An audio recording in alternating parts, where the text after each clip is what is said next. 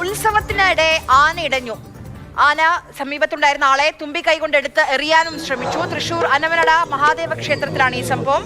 ദൃശ്യങ്ങൾ കാണാം ആദ്യം.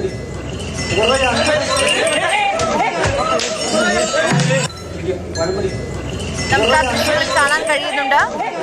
ആദ്യത്തെ ആൾ മുകളിലേക്ക് കയറുന്നു. ക്ഷേത്രത്തിലെ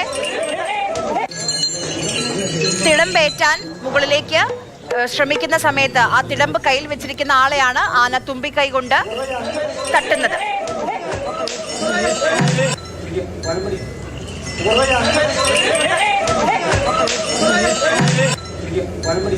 MS ലിഷോയ് വിവരങ്ങളുമായി ചേരുന്നുണ്ട്. ലിഷോയ് പറയൂ.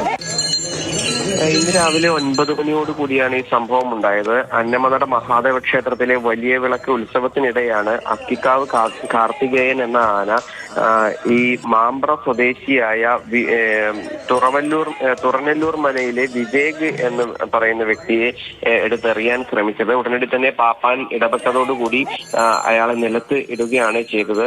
പരിക്കേറ്റ അദ്ദേഹത്തെ ഇപ്പോൾ ആശുപത്രിയിലേക്ക് പ്രവേശിപ്പിച്ചിട്ടുണ്ട്. കോലം എടുത്ത് കൊടുക്കുന്നതിനിടെയായിരുന്നു അപ്രതീക്ഷിതമായ ആനയുടെ ആക്രമണം ഉണ്ടായത്. പരിക്കേറ്റ വിവേകിനെ അങ്കമാലിയിലെ സ്വകാര്യ ആശുപത്രിയിലേക്കാണ് പ്രവേശിപ്പിച്ചിരിക്കുന്നത്. ഈ ഒരു സമയത്ത് ഈ ക്ഷേത്രത്തിന്റെ മതിൽക്കെട്ടിനകത്ത് ഉത്സവ ചടങ്ങുകൾ നടക്കുകയായിരുന്നു.